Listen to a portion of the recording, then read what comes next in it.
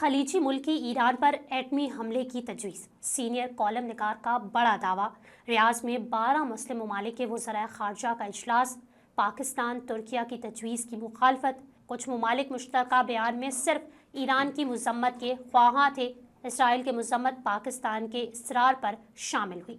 بحث و مباحثے کے بعد نئے ڈرافٹ میں اسرائیل کی مذمت شامل۔ سعودیہ نے اسرائیل نواز خلیجی ملک کو مشکل سے راضی کیا۔ ترک وزیر خارجہ نے دو طرفہ ملاقات میں اسحاق ڈار کو بتایا، اسرائیل ترکیہ کو جنگ میں گھسیٹنے کے لیے فالس فلیگ کر رہا ہے۔ حقان فیدان سے ملاقات کے دوران ایرانی وزیر خارجہ کا اسحاق ڈار کو فون، دوستوں کو نتیجہ خیز مذاکرات کے لیے یقین دہانی کرائی۔ اسلام آباد اجلاس بعد چین کا پاکستان سے رابطہ، ڈار نے چینی وزیر خارجہ کے ساتھ مل کر جنگ بندی کے لیے 5 نکاتی فارمولہ پیش کیا۔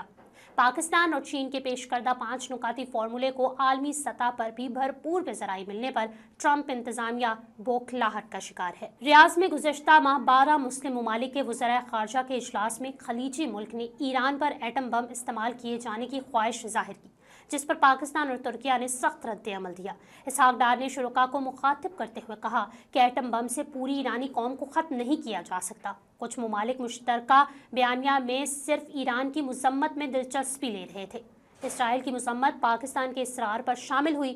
ترکیہ اور لبنان نے بھی پاکستان کی تائید کی۔ یہ انکشاف سینئر کالم نگار حامد میر نے اپنے ایک حالیہ کالم میں کیے۔ کالم نگار کے مطابق عباس عراقچی کے بیان میں پاکستان زندہ باد کے الفاظ کا ایک لمبا پس منظر ہے۔ عراقچی ایسے بہت سے واقعات کے عینی شاہد ہے جن میں پاکستان نے جنگ شروع ہونے سے پہلے بھی جنگ رکوانے کی کوشش کی اور جنگ شروع ہونے کے بعد بھی جنگ بندی کے لیے بھرپور کوشش کی۔ 28 فروری کو ایران پر امریکہ اور اسرائیل کے حملے سے کئی دن قبل عباس عراقچی کو پاکستان کی طرف سے یہ پیغام دیا گیا تھا کہ وزیر اعظم شہباز شریف، فیلڈ مارشل سید عاصم منیر اور اسحاق ڈار تہران آنا چاہتے ہیں اور ایران کے سپریم لیڈر آیت اللہ علی خامنائی، صدر مسعود پزشکیان اور دیگر اہم افراد سے ملاقات کرنا چاہتے ہیں تاکہ ایران پر ایک اور حملے کے خطرے کو ٹالا جائے۔ ایران کی طرف سے پاکستان کے اس پیغام کا ابھی حتمی جواب نہیں آیا تھا کہ جنگ شروع ہو گئی۔ جب جنگ شروع ہوئی تو اسحاق ڈار عمرے کے لیے سعودی عرب میں تھے۔ انہوں نے فوراً ایران کے خلاف حملے کی مذمت میں بیان جاری کر دیا۔ جب ایران نے اپنے سپریم لیڈر کی شہادت کے بعد خلیجی ممالک میں امریکی فوجی اڈوں پر حملے شروع کر دیے تو اسحاق ڈار نے ان حملوں کی بھی مذمت کر دی۔ اسحاق ڈار نے ٹیلی فون پر عباس عراقچی سے رابطہ کیا اور ایران پر حملے کی مذمت کے ساتھ ساتھ انہیں یاد دلایا کہ پاکستان اور سعودی عرب میں دفاعی تعاون کا معاہدہ ہے، اس لیے ایران پاکستان کو کسی بھی امتحان میں نہ ڈالے۔ عباس عراقچی نے اسحاق ڈار کو یقین دلایا کہ اگر سعودی عرب کی فضائی حدود سے ایران پر کوئی حملہ نہ ہوا تو ایران بھی سعودی عرب پر کوئی حملہ نہیں کرے گا۔ اسحاق ڈار نے عباس عراقچی سے پوچھا کہ میں یہ پیغام سعودی حکومت کو دے دوں۔ عباس عراقچی نے اس بات میں جواب دیا۔ اسحاق ڈار نے یہ پیغام سعودی وزیر خارجہ فیصل بن فرحان کو دے دیا۔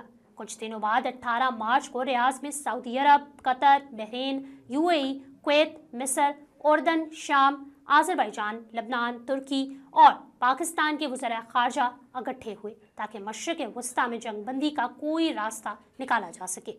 12 ممالک کے وزرائے خارجہ کے باقاعدہ اجلاس سے قبل ترکیہ اور پاکستان کے وزرائے خارجہ کی ایک دو طرفہ ملاقات جاری تھی۔ ترک وزیر خارجہ حقان فیدان نے اسحاق ڈار کو بتایا کہ اسرائیل کی طرف سے ترکیہ کو جنگ میں گھسیٹنے کے لیے فالس فلیگ آپریشن کیے جا رہے ہیں۔ ملاقات کے دوران ان کے موبائل فون کی گھنٹی بجی تو انہوں نے اسحاق ڈار سے اجازت لے کر یہ فون سننا شروع کر دیا اور پھر فون کا اسپیکر کھول دیا۔ دوسری طرف عباس عراقچی تھے۔ تینوں میں گفتگو شروع ہو گئی۔ اسحاق ڈار نے عباس عراقچی کو بتایا کہ سعودی عرب پر بدستور حملے جاری ہیں اور اس وقت بھی ریاض میں سائرن بج رہے ہیں، آپ سائرن کی آوازیں سن سکتے ہیں۔ عباس عراقچی نے دونوں دوستوں کو یقین دلایا کہ ہم نتیجہ خیز مذاکرات کے لیے تیار ہیں، لیکن مذاکرات کے نام پر کسی دھوکے کے لیے تیار نہیں ہیں۔ تھوڑی دیر بعد 12 وزرائے خارجہ کا اجلاس شروع ہو گیا۔ اس اجلاس میں کچھ وزرائے خارجہ جنگ بندی کی بجائے ایران کے خلاف مشترکہ مذمتی بیان جاری کرنے میں زیادہ دلچسپی لے رہے تھے۔ اسحاق ڈار نے اجلاس کے شرکاء سے گزارش کی کہ صرف ایران کی نہیں، اسرائیل کی مذمت بھی ضروری ہے، کیونکہ حملہ ایران نے نہیں بلکہ اسرائیل نے کیا ہے۔ کچھ دیر میں ایک تفصیلی بیان کا ڈرافٹ سامنے آیا تو اس میں صرف ایران کی مذمت کی گئی تھی، اسرائیل کی مذمت میں ایک لفظ نہیں تھا۔ اسحاق ڈار نے اس بیان کی تائید سے انکار کر دیا۔ तुर्क वज़ीर ख़ारजा और लबनान के वज़ीर ख़ारजा यूसुफ राजी ने भी इनकी तायद की। इस मौका पर एक खलीजी मुल्क के वज़ीर ख़ारजा ने कहा कि ईरान जो हमारे साथ कर रहा है, इसके बाद तो हम चाहते हैं कि उसके खिलाफ एटम बम इस्तेमाल किया जाए। ये वो मौका था जब पाकिस्तान और तुर्किया के वज़ीर ख़ारजा ने इस वज़ीर ख़ारजा से कहा कि जंग किसी मसले का हल नहीं। इसराइल ने ईरान से फारिग होकर बारी बारी तमाम खलीजी ममालिक का रुख करना है, क्योंकि नेतन्याहू ग्रेटर इसराइल बनाना चाहता है। बहुत बहसों मुबाहिसे के बाद मुश्तरका बयान के नए ड्राफ्ट में इसराइल की मजम्मत शामिल कर दी गई। इस सिलसिले में सऊदी अरब ने इसराइल की हिमायत करने वाले एक खलीजी मुल्क को बड़ी मुश्किल से राजी किया। इस इजलास के चंद दिन बाद इस्लामाबाद में 4 ममालिक के वज़ीर ख़ारजा दोबारा इकट्ठे हुए और जंगबंदी के लिए मज़ीद तजावीज़ पर गौर हुआ।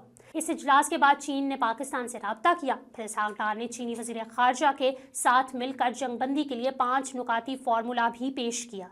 इस फार्मूले में अबनाए हरमज़ की नाकाबंदी ख़त्म करने के अलावा अक़वाम मुत्तहिदा के चार्टर पर अमल दरामद का मुतालबा भी शामिल था, जिस पर ट्रंप इंतज़ामिया राज़ी नहीं आती। पाकिस्तान और चीन के इस 5 नुकाती फार्मूले को आलमी सतह पर भरपूर पज़राई मिली तो ट्रंप इंतज़ामिया बौखलाहट का शिकार हो गई, क्योंकि अमरीकी अवाम की अक्सरियत भी ईरान के खिलाफ इस जंग की मुखालफत कर रही है। ताहम मुज़ाकरात का जो भी रास्ता निकलेगा वो इसी 5 नुकाती फार्मूले से निकलेगा।